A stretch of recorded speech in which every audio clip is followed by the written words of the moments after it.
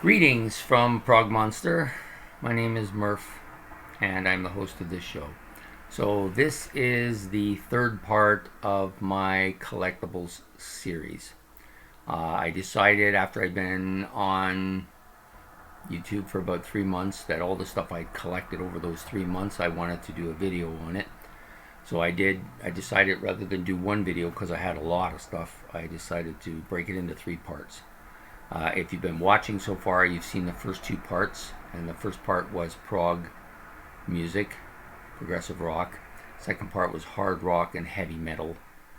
And this is a mixture of a bunch of stuff ranging from kind of poppy hard rock to blues down, and then some new wave stuff as well as some country, a little bit of country rock, sort of. And then, of course, a bunch of pop single type artists and stuff like that as well. So I decided to do this part as part 3. This is my least favorite of the 3 genres, but there's still some pretty good stuff here. Some of it I've heard before, some of it I've listened to quite a bit of, and some of it I know nothing about, and some of it I know a little bit about, and I know at least what the sound's about. So anyways, we're going to start with the first stack here, which I'll put in front of me so I can see it. I'm going to need my glasses for this, so bear with me. So anyways, the first set of albums I have is this one, which is Neil Young and Crazy Horse. Now, I really like Neil Young quite a bit. It's his voice I like. He's also Canadian. He's kind of a folky, kind of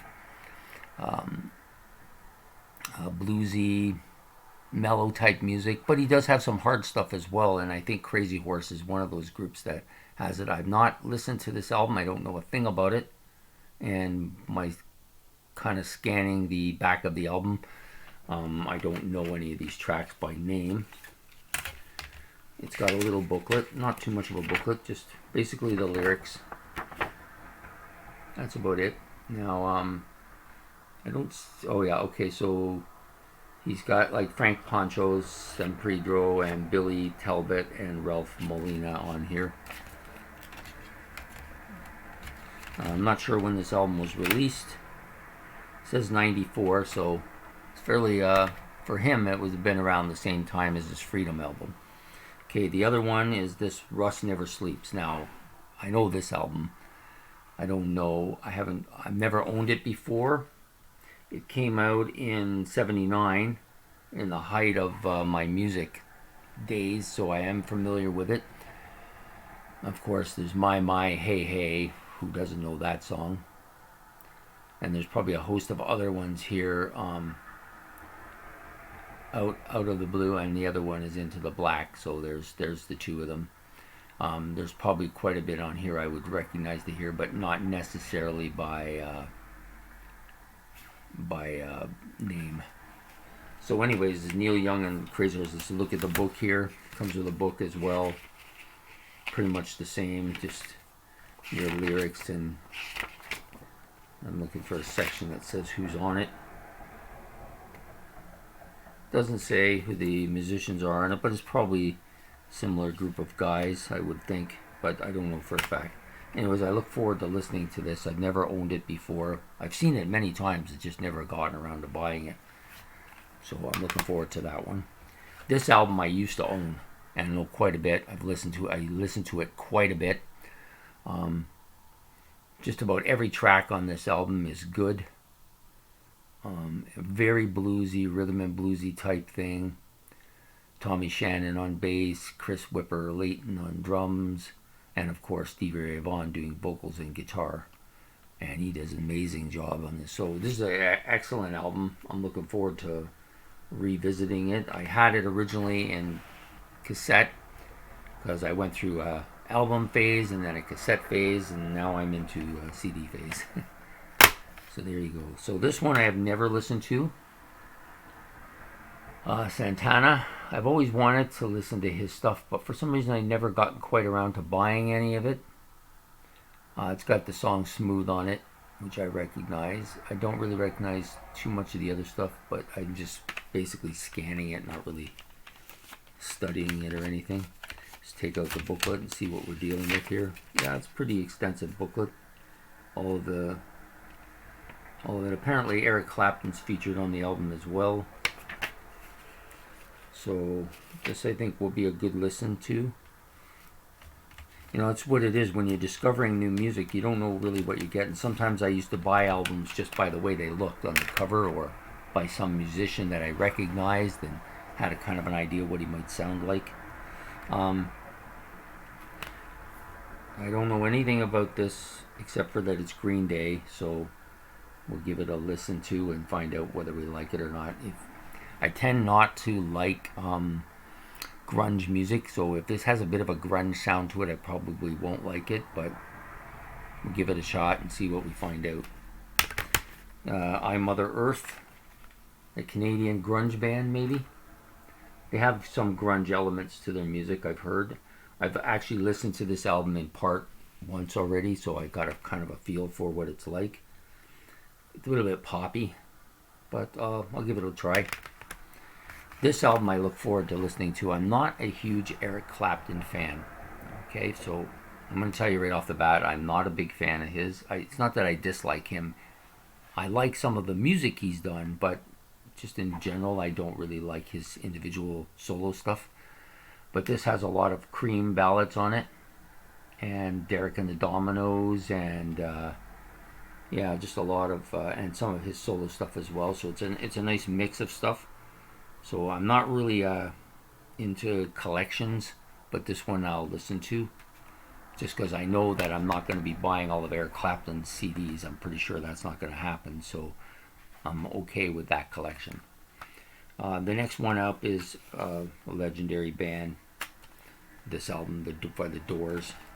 I do have one Doors album, L.A. Woman, which I like quite a bit. It's not too bad. This one is another one of their classic albums.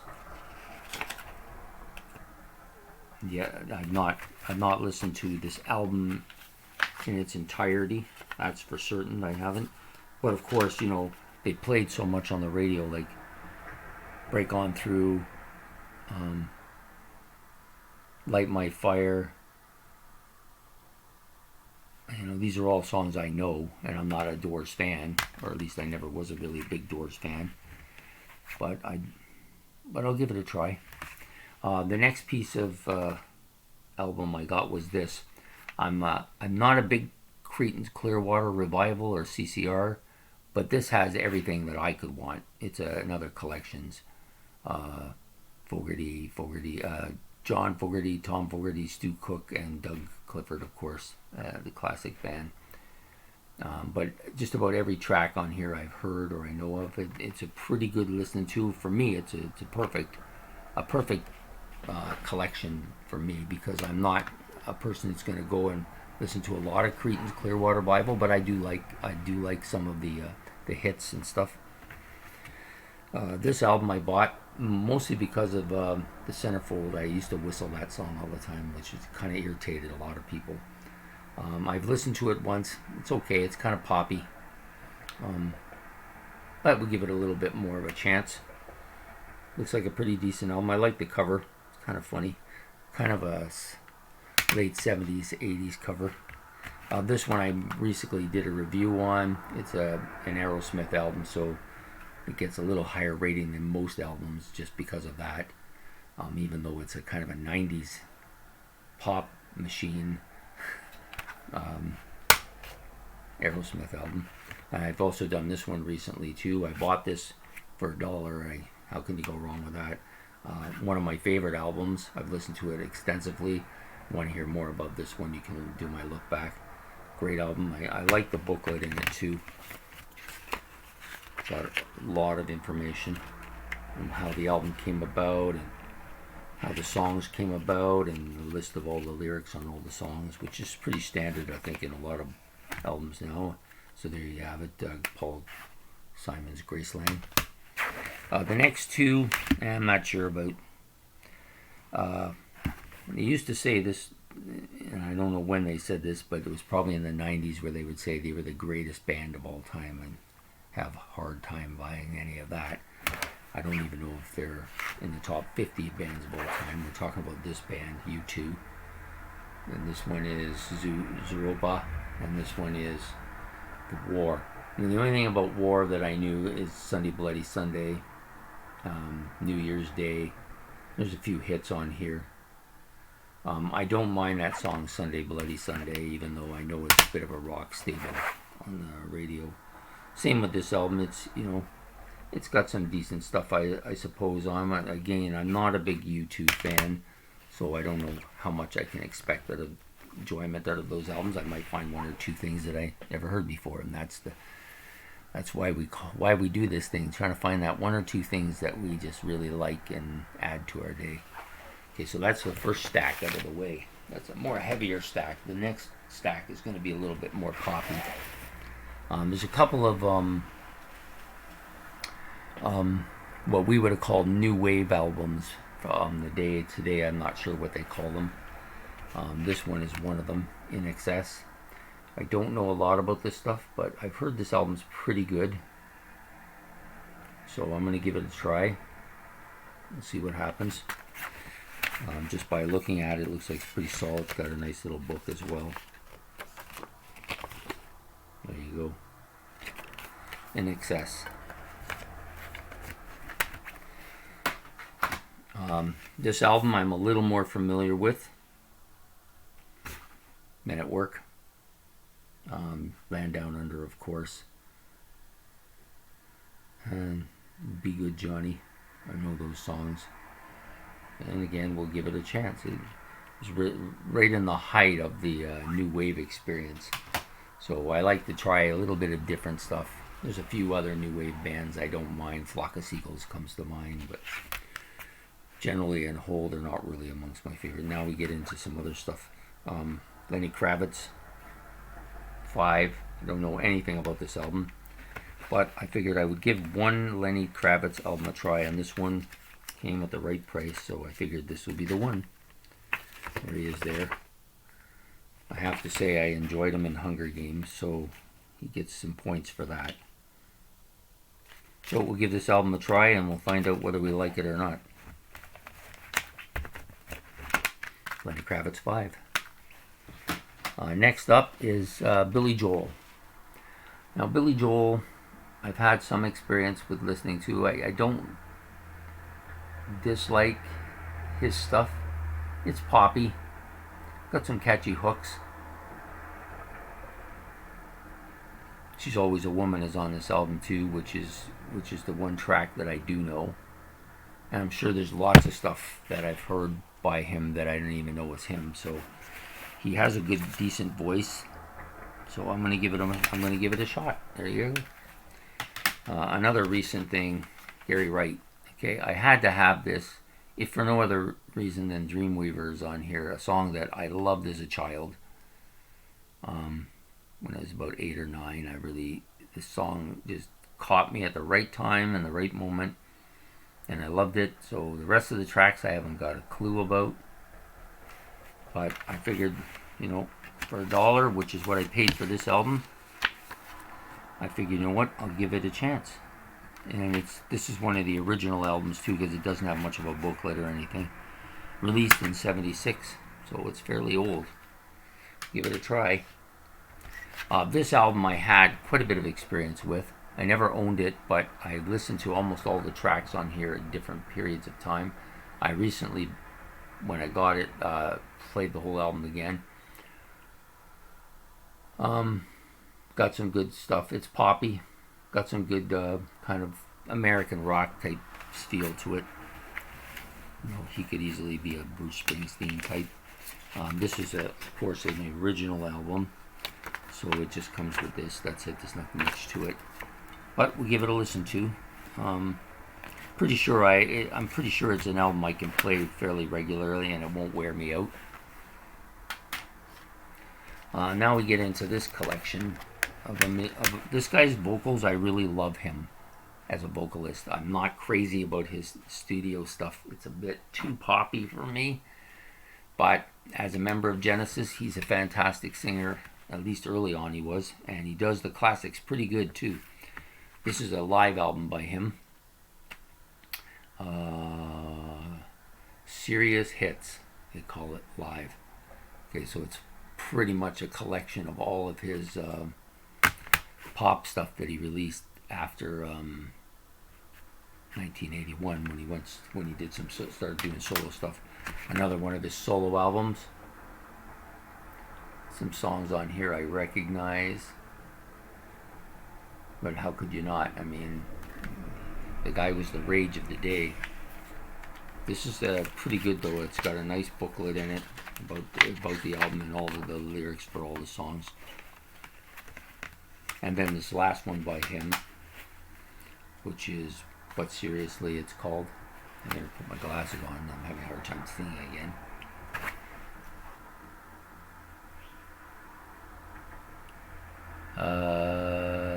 Yeah, there's a few tracks on here I recognize. It's a little bit later date one, like the late 80s.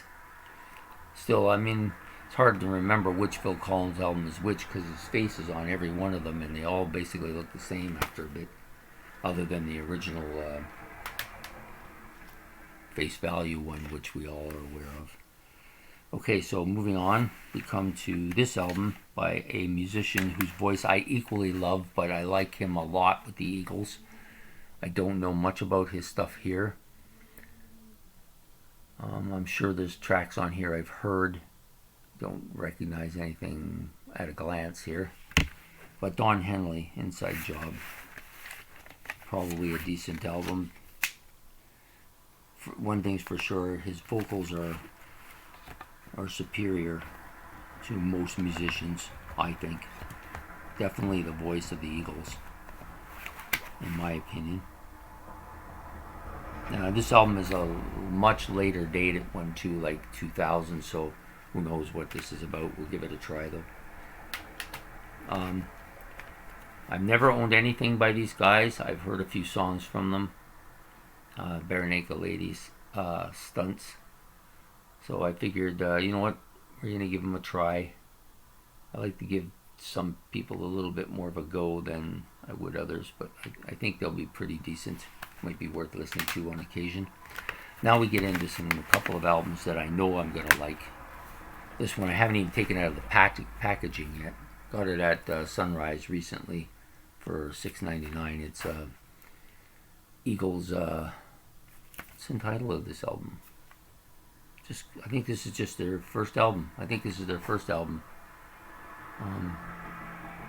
And of course it has Take It Easy, Witchy Woman, you know. I'm sure a lot of these other tracks I'm well familiar of, produced by Glyn Johns. I think this will be a good, solid listening. It might be one of the albums I like quite a bit out of this collection. And I'll try that very soon too. This album I know I like because I've had it in both album, then cassette, and now I have it on one of their better albums, one of their best albums actually, and I like most of the tracks on here. It's a pretty mellow album though, for a person like myself who prefers a little bit heavier music. I got into them on the long run and I started going backwards, and I dig this album quite a bit. Next up, we have 3 albums left here. They're all fairly similar too. I've never listened to this guy. Well, he's never owned an album by him anyways. I know a lot of his songs. He won me over with the Stevie Nicks thing that he did. I like this. So this looks like a decent album. I like the cover work on it, the artwork on it. There's not much to the booklet. It's fairly straightforward, just him and the boys. So, you know, a kind of a American rock, if you prefer. I don't even know what you would call it. It doesn't really. It's kind of poppy. It's kind of American sounding. So I mean, pretty good album, I guess. And here's another one by him that I got. I got this because, you know, yeah, I think this one's a little bit better of an album. At least it looks like it will be. Again, another Tom Petty album. Another American rock type album. We'll give it a try as well. Looks pretty solid. And of course, then we get to a superior rock album. This is more American rock, but of course this is Bruce Springsteen, and I think this is his best album. It's probably the only album by him that I ever really liked, and I like almost all the tracks on here. I think the girlfriend I had at the time influenced me that way. It probably wouldn't have been an album I bought, but she liked it so much I started listening to it, and I found that I liked it. And this is the reason why we do this thing. This is the whole reason why I do buy stuff like this that I probably would never buy on my own. I buy it because I had experiences like this with this album where I liked this album quite a bit, but somebody else had to put me into it because I didn't want to go there. So I give it a shot. It is what it is. It's just good, solid rock. It's nothing special, but a lot of good, catchy tracks, and you know, and of course I like Bruce Springsteen's voice too. I think he's a bit overrated, but I know I like this. I'll get to listen to this once in a while again, and I've had this before in cassette and album form as well. So there you have it. There's my collection, my part 3 of my collection. Not as exciting a collection as the first 2 were for me, but still got some interesting stuff. I'm sure there'll be a few surprises for me when I listen to it. There'll probably be quite a few disappointments too, but this is how you determine what you like, by going out and giving it a chance, you know, some stuff you have to take on recommendation, but I didn't pay very much for most of these albums. A couple of them I paid a few more dollars for than others, but you know, if I can get some enjoyment out of them, or somebody else might find something they like out of it, my daughter might find a song or two she likes, then it's worth it. So there you have it. That's the final video of the week. I didn't have time this week to do my top 10, which I decided would be Led Zeppelin. And the reason being is I've been listening to a lot of Zeppelin lately and decided, you know what, let's do a top 10 songs for Led Zeppelin, and we'll give that a try. So that'll probably be fairly early next week, I think. Anyways, I hope you enjoyed this video. If you did, put a like in the column below, and if you want to hear more stuff like this, and subscribe, and we can then I'll know that you're interested in. I'll do more and more stuff. Thank you. Anyways, that's Prog Monster out for the day. I hope you have a good one. Bye.